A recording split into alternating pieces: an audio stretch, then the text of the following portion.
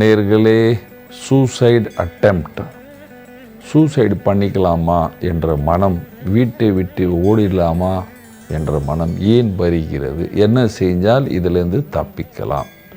பாருங்கள், ஃபஸ்ட்டு நீங்கள் படுக்கிற ரூமில் ஃபஸ்ட்டு வாஸ்து சொல்லிடுறேன், அப்புறம் அஸ்ட்ராலஜி சொல்கிறேன். லாஃப்ட், பரணை நம்ம தலைக்கு மேலே வரக்கூடாது. 3 பக்கம் 4 பக்கமும் பரணையை கட்டிட்டு அந்த ரூமில் படுக்கிறவர்களுக்கு சூசைட் டெண்டன்சி அதிகமாக இருக்கும். அதுவும் வடமேற்கு ரூமில் படுக்கிறாங்க, அந்த ரூமில் வடமேற்கு ரூமில் படுக்கும் பொழுது அங்கே பரணை அதிகமாக இருந்தால் சூசைட் பண்ணிக்குவாங்க அப்படின்னு சொல்லுவேன். ரொம்ப உஷாராக இருக்கணும். நம்ம எந்த ரூமில் படுத்தாலும் நம்ம தலைக்கு மேலே பரணைகள் வரக்கூடாது.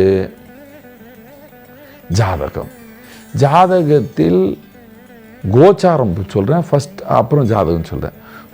கோச்சாரத்தில் 3வது பாவத்தில் குரு வரும் பொழுது, அதாவது உங்கள் ராசி இப்பொழுது சொல்கிறேன் ரிஷப ராசியாக இருக்குது, இப்பொழுது 3வது பாவத்தில் கடகத்தில் இப்பொழுது நான் சொல்கிறேன் உச்சமாக இருக்கிறார்.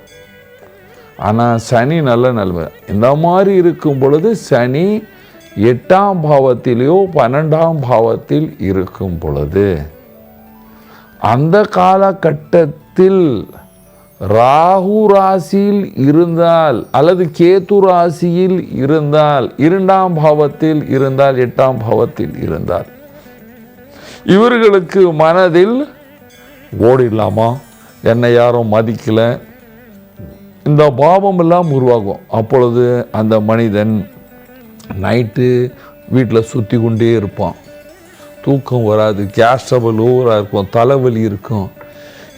சில பேருக்கு யங் சாப்ஸ் எல்லாமே மனைவி தீட்டில் ஆகிட்டா இவருக்கு படக்கிறதுக்கு மனசு வரணும், ஐயோ எனக்கு இப்படி தான் பண்ணணும் அப்படி தான் பண்ணணும். சில நேரம் பைத்தியக்கார மாதிரி குதிப்பான், ஓடிடலாமான்னு மனசு வரும், சூசைட் பண்ணிடலாமா.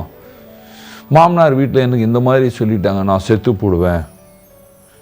சில பெண்கள் இந்த மாதிரிலாம் சூசைட் பண்ணியிருக்காங்க. ஏன் என்றால், இந்த ஜாதகத்தில் 8ஆம் பாவத்தில் செவ்வாய் சனி இருந்தால் ஆயுள் கம்மியாக இருக்கும்.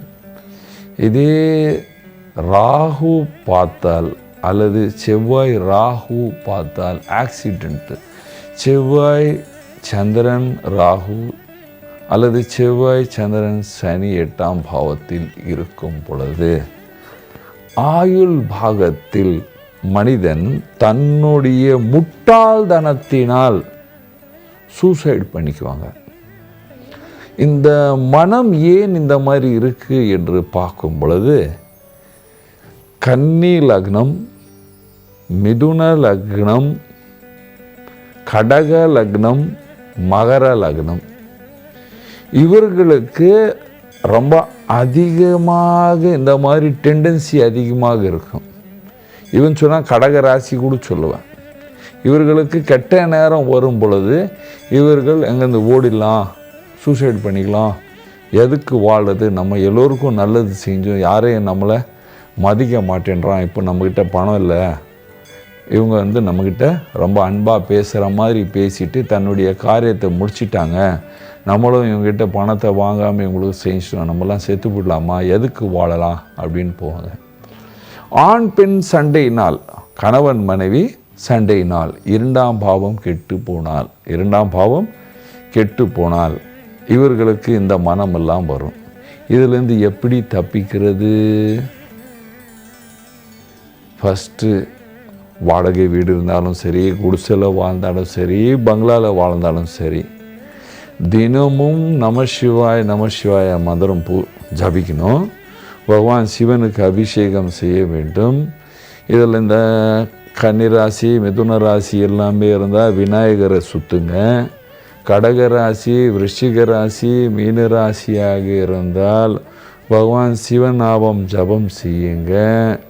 மிச்ச எல்லா ராசிக்காரர்கள், அது சிம்ம ராசியாக இருந்தாலும் சரி, கடகராசியாக இருந்தாலும் சரி, நீங்கள் தினமும் பகவான் சிவனுக்கு அபிஷேகம் பண்ண வேண்டும். பகவான் சூரியனுக்கு தண்ணீர் விட வேண்டும். வீட்டை சுத்தமாக வைத்து வேண்டும். மேற்கில் தலை வைத்து படுக்காதீர்கள். யார் யாருக்கு இந்த டெண்டன்சி இருக்கோ அவங்களாம் யாரும் மேற்கில் தலை வச்சு படுக்கக்கூடாது. கிழக்கில் அல்லது தெற்கில் தலை வச்சு படுக்கணும். டார்க் கலர் யூஸ் பண்ணக்கூடாது. வீட்லேயும் பெயிண்ட் பண்ணக்கூடாது. லைட் கலர் வீட்டில் இருக்கணும். லைட் கலர் ஆடையே அடைய வேண்டும். இந்த மாதிரி நீங்கள் செய்து வீட்டின் கலரெல்லாம் மாற்றிட்டு பகவானின் பூஜை செய்தால் இந்த கஷ்டம், மனநோய் என்று சொல்வேன், சூசைட் அட்டம் பண்ணுறது ஒரு மனநோய், இந்த நோய் குறைஞ்சி நீங்கள் எல்லோரும் தைரியமாக சந்தோஷமாக வாழ்வீர்கள். நன்றி, வணக்கம்.